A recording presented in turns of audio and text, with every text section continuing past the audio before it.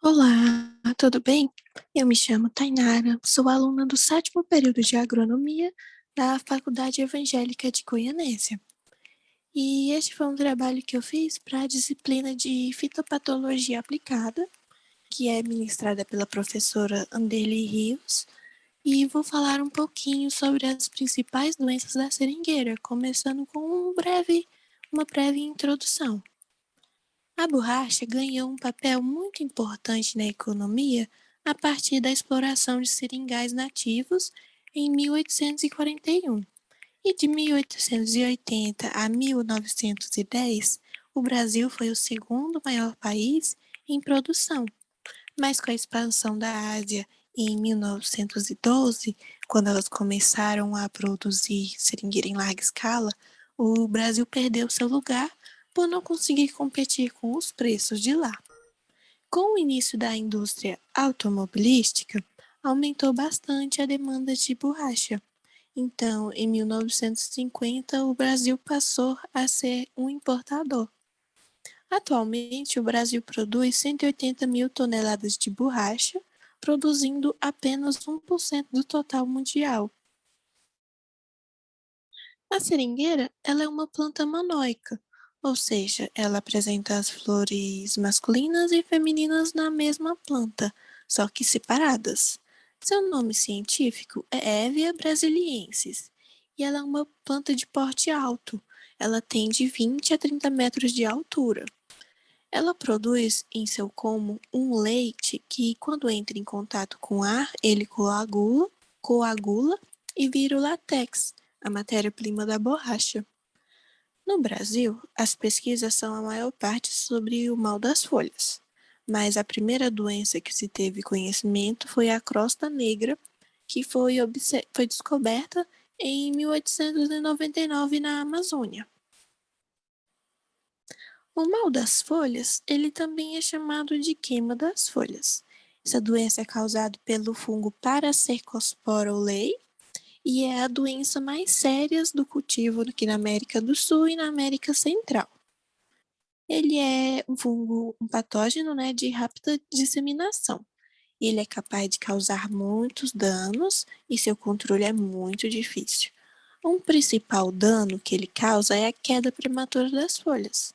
Se ocorrer o ataque repetido do fungo, pode levar à morte da planta ou facilitar a entrada de outras doenças que vai aumentar o, o problema da planta. Esse fungo ele pode ser encontrado em todo local onde as seringueiras são nativas. Então, e também em todo local onde ela é cultivada, é, pode acontecer o mal das folhas. E ele tem causado danos muito relevantes aqui no Brasil, na região norte, no sudeste da Bahia e em municípios do Mato Grosso e do Espírito Santo. A forma do sintoma depende da idade da folha. Quando ela tem de 7 a 10 dias de idade, né, aparecem manchinhas escurecidas, como essas daqui da primeira imagem, e elas podem ser em formas de círculos, retângulos, losangos, todas essas formas irregulares. E se essas lesões aparecerem antes dos 10 dias de idade, provavelmente essa folha irá cair. Quando a infecção ocorre entre 10 e 12 dias de idade, são formados estromas negros, que são rugosos e ásperos. Está nessa segunda imagenzinha aqui, ó. E tem um aspecto de lixa. Se a folha não cair, essas lesões elas se ligam, parecendo esse sintoma de queima. E elas são responsáveis pela deformação da folha, que leva ao encarquilhamento, causando a queda da folha. Se ocorrer infecções sucessivas, pode causar o secamento dos terminais das hastes e galhos e a morte da planta. Nesse ponto, o fungo pode ser observado tanto em ramos, pecíolos e até nos frutos. Esse fungo ele é disseminado por ventos e água da chuva, sendo que o vento é o principal disseminador. Ele pode levar os esporos do fungo a lugares dentro da plantação e até mesmo em longas distâncias.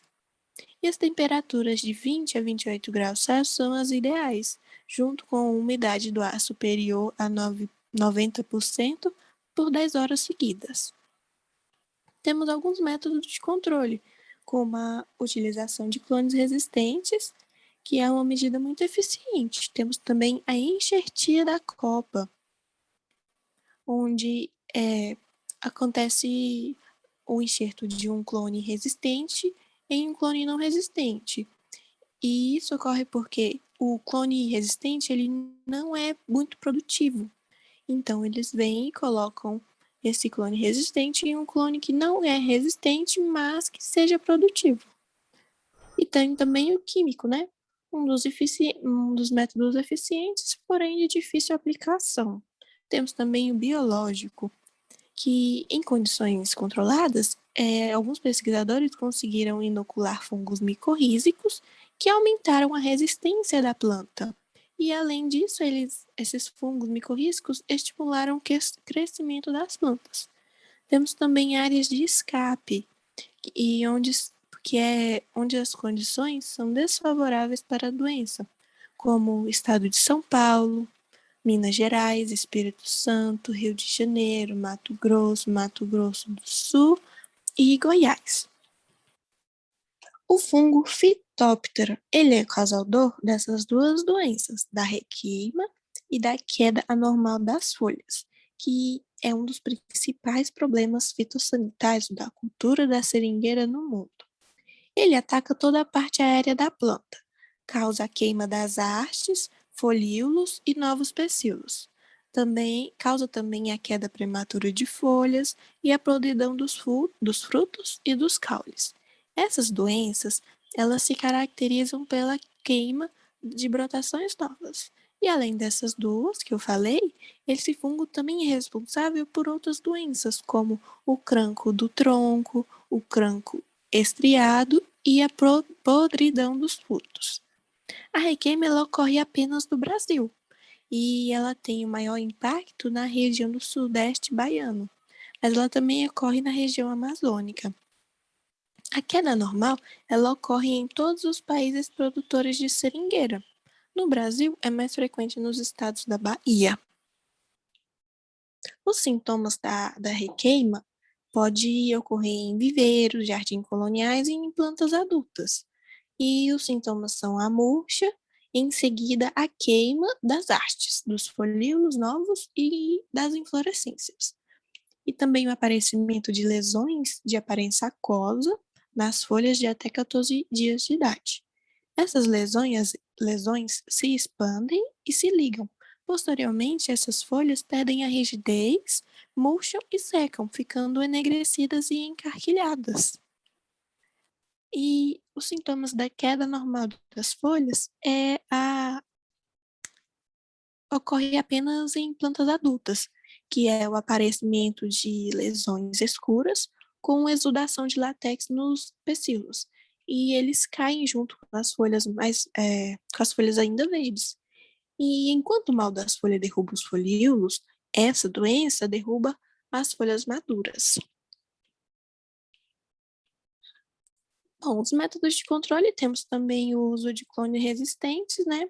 O método químico e também o cultural, que é o mais eficiente, que é um conjunto de medidas, e como a aplicação de fungicidas, evitar plantar a implantação de seringais onde o período de refolhamento, né, coincida com as chuvas.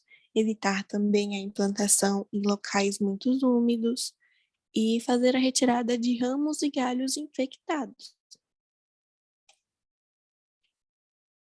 A mancha areolada, ela começou a causar danos a partir da década de 70, quando começou na Amazônia o plantio em larga escala, mesmo ela sendo conhecida há bastante tempo. Essa doença ela provoca lesões que causam a queda das folhas em plantas jovens ou adultas, e em condições favoráveis, causa danos comparados ao do mal das folhas.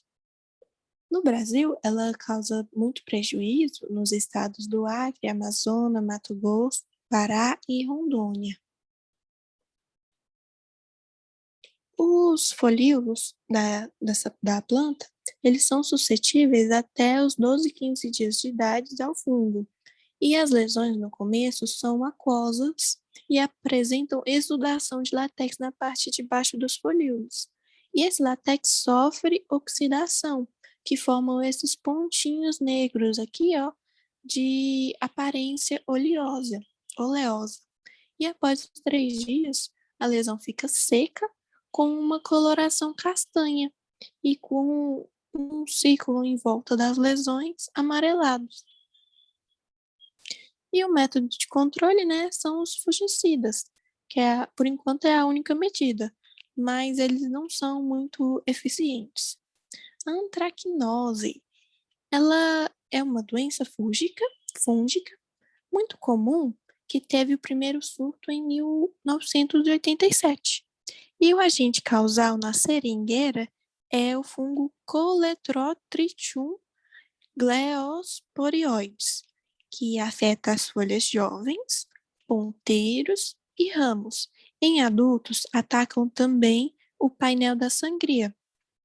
E em condições de 21 graus e umidade acima de 90%, o fungo ele é favorecido e podem causar danos muito extensos. Os sintomas nas folhas jovens são formados lesões de uma coloração marrom avermelhada, que, se unido, elas podem deformar os folíolos, né? E no centro essas lesõezinhas aqui, são formada aquela massa de esporos de uma cor meio rosada. O controle é um conjunto do controle químico e do cultural, né? Como uma boa irrigação, o uso de porta-enxertos sadios e a nutrição de mudas conseguem manter essa doença num nível adequado. Então é isso. Obrigada pela atenção. Espero que o vídeo tenha sido informativo. E só para deixar claro, todas as imagens foram retiradas da internet, não foi nenhuma de autoria própria. Então tá. Então é isso. Obrigada.